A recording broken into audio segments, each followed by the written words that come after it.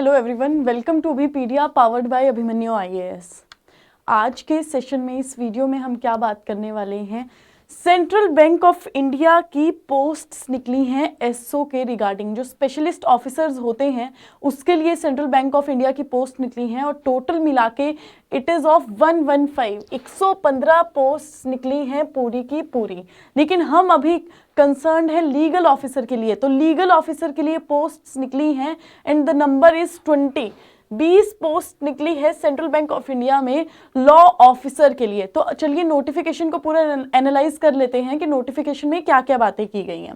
देखिए, सबसे पहले तो नोटिफिकेशन में बोला गया है कि जो डेट है, जो ऑनलाइन रजिस्ट्रेशन की डेट है वो हमारी स्टार्ट हो गई है 23/11/2021 नवंबर से, 23 नवंबर से ये स्टार्ट हो गई थी। एंड जो इसकी एंड डेट है, क्लोजिंग डेट है ऑनलाइन रजिस्ट्रेशन की, वो जाती है आपकी 17/12/2021 17 दिसंबर को जो है क्लोजिंग डेट है आपके ऑनलाइन फॉर्म्स की। तो आप अभी भी आपके पास समय है, तो आप जल्दी से फॉर्म्स भर दीजिए और एग्ज़ाम को फिर हम साथ में, फिर एग्ज़ाम को जो तैयारी करवाने की जो जिम्मेवारी है वो तो हमारी है। चलिए आगे। अब देखिए, जो इसके डाउनलोडिंग फॉर कॉल लेटर्स और ऑनलाइन एग्जामिनेशन की टेंटेटिव डेट दी गई है। तो ऑनलाइन एग्जामिनेशन की टेंटेटिव डेट जो दी गई है वो क्या है, 22/1/2022 जनवरी में होगा। 22 तारीख को इन्होंने एग्जामिनेशन की डेट दी गई है। अब जब मैंने आपको वैकेंसीज तो बता दिया, लेकिन हम फिर से एक बार वैकेंसीज की बात कर लेते हैं। तो देखिए, ये legal officer, wait a second, तो ये देखिए लीगल ऑफिसर की जो पोस्ट है यहाँ पे, अगर आपको दिख रहा होगा लॉ ऑफिसर, तो कितनी पोस्ट है यहाँ पे, 20 पोस्ट है। मिला के टोटल पोस्ट कितनी बन जाती है, 20। और देखिए जनरल कैटेगरी के लिए 9 पोस्ट है और बाकी कैटेगरीज की भी डिफरेंशिएट की गई है कि कितनी पोस्ट है। अब चलिए आगे जब हम देख लेते हैं, इसका आगे इन्होंने बताया है एलिजिबिलिटी क्राइटेरिया, हम देख लेते हैं कि क्या रहेगा। वही कि citizen of India, citizen of Nepal, Bhutan, ये सब रहता है। बाकी जो qualification experience, age, educational qualification experience कितना रहेगा वो हम देख लेते हैं कि क्या डिफाइन किया गया है, क्या मेंशन किया गया है, कितना रहेगा। चलिए लॉ ऑफिसर का हम देखते हैं आगे कितना होगा।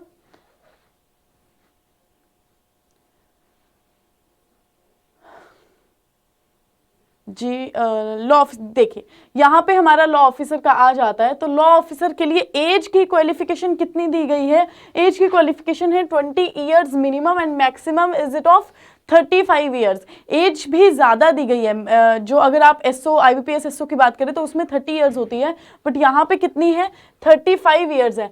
आपका बैचलर डिग्री इन लॉ आपके पास होनी चाहिए, लॉ की डिग्री, और PQE that is post qualification experience कितना मांगा गया है, वो आपसे मांगा गया है 3 ईयर्स, कि 3 ईयर्स का एक्सपीरियंस जो है आपके पास होना चाहिए। ये देखिए यहाँ पे लिखा है। और एज अ 3 ईयर्स का एक्सपीरियंस एज अ एडवोकेट अगर आप काम कर रहे होंगे, आप इनरोल्ड होंगे बार काउंसिल से, तो आपके पास 3 ईयर का एक्सपीरियंस होना चाहिए प्रैक्टिस का, और 2 ईयर्स का एक्सपीरियंस होना चाहिए एज अ लॉ ऑफिसर। आप किसी भी डिपार्टमेंट में, आप गवर्नमेंट सेक्टर में काम करते हो, लीगल डिपार्टमेंट में काम करते हो, शेड्यूल कमर्शियल बैंक्स में और सेंट्रल स्टेट गवर्नमेंट PSUs में आप काम करते हो एज अ लॉ ऑफिसर, तो उसके लिए कितना एक्सपीरियंस मांगा जा रहा है, उसके लिए 2 ईयर्स का और 3 ईयर्स का एक्सपीरियंस एज अ प्रैक्टिस। ठीक है, तो ये आपका एक्सपीरियंस के बारे में बात हो गई, एज के बारे में बात हो गई। अब आगे नोटिफिकेशन में क्या बातें की गई हैं। नोटिफिकेशन में हमारा रिलैक्सेशन भी दी गई है एज के लिए, जैसे SC के लिए और ST कैंडिडेट्स के लिए दी गई है 5 ईयर्स की, OBC के लिए दी गई है 3 ईयर्स की। तो ऐसे हमारी एज में रिलैक्सेशन भी दी गई है। अब आगे अगर हम पैटर्न की बात करें तो एग्जाम का पैटर्न बताया गया है कि किस तरह से एग्जाम होगा। अब आप ये देखिए यहाँ पे एक इंटरेस्टिंग सी बात क्या है, जो सिलेक्शन प्रोसीजर है इसमें 2 एग्जाम्स नहीं है, प्री या मेंस नहीं है, इसमें एक ही एग्जाम है। एक ऑनलाइन रिटन टेस्ट है एंड देन उसके बाद इंटरव्यू आ जाता है। तो एक ही एग्जाम है, तो ये एग्जाम बहुत क्रैकेबल एग्जाम है, जो हम अच्छे से अगर पढ़ेंगे तो अच्छे से क्रैक कर सकते हैं। तो देखिए सबसे पहले क्वेश्चंस कैसे आएंगे, आपके जो कैटेगरी स्पेसिफिक क्वेश्चंस होते हैं, नंबर ऑफ क्वेश्चंस कितने होते हैं, 60। मैक्सिमम मार्क्स कितने होंगे, क्वेश्चंस भी 60 और मार्क्स भी कितने होंगे, 60 होंगे। बाकी 20 मार्क्स आपके कंप्यूटर नॉलेज के जो क्वेश्चंस होंगे उनमें से आएंगे, तो 20 क्वेश्चंस उसके और 20 ही मार्क्स उसके। आपकी कंप्यूटर नॉलेज के। और थर्ड नंबर पे इन्होंने कैटेगरी दी हुई है किसकी, banking, present economic scenario and general awareness की। उसमें से भी कितने 20 क्वेश्चंस आएंगे और मैक्सिमम मार्क्स कितने होंगे, 20 मार्क्स मैक्सिमम होंगे। तो कुल मिला के अगर कितने मार्क्स का पेपर हो जाएगा, 100 मार्क्स का, और क्वेश्चंस भी कितने होंगे, 100 क्वेश्चंस होंगे आपके पास। तो ये एग्जाम का पैटर्न दे दिया गया है। उसके बाद में क्या होगा, उसके बाद में जब आप एग्जाम ये वाला क्वालिफाई कर जाएंगे उसके बाद में इंटरव्यू होगा। तो ऐसे ही इन्होंने दिया गया है। बाकी इन्होंने ये भी बताया है कि इंग्लिश और हिंदी जो है हमारा, इंग्लिश और हिंदी में आप दे सकते हैं। The test will be available bilingually, English and Hindi. All questions will be objective type with the 5 options. ये देखो 4 ऑप्शंस होती हैं, बट यहाँ पे नोटिफिकेशन में मेंशन किया गया है कि 5 ऑप्शंस होंगी और ऑब्जेक्टिव टाइप हमारे क्वेश्चंस होंगे। अदर डिटेल इन्फॉर्मेशन हम बाकी जो इन्फॉर्मेशन हैंडआउट्स आप अगर साइट पे जाके देखेंगे तो और भी जो इन्फॉर्मेशन आती रहती है वो उसके बारे में बताया गया है। चलिए आगे देख लेते हैं। रॉन्ग आंसर्स की पेनल्टी भी बताई गई है, 0.25 जो रहती है 1/4, वो आपकी रॉन्ग आंसर्स की पेनल्टी बताई गई है। सेंटर्स भी बता दिए गए हैं कि कहाँ पे एग्जाम हो सकता है। तो देखिए अहमदाबाद, बेंगलुरु, भुवनेश्वर, भोपाल, चेन्नई, चंडीगढ़, दिल्ली, गुवाहाटी, हैदराबाद, जयपुर, कोलकाता, लखनऊ, मुंबई, पुणे, रायपुर और पटना के सेंटर्स बताए गए हैं कि यहाँ पे आपका एग्जाम कंडक्ट होगा 22 जनवरी को, ठीक है, 2022 में।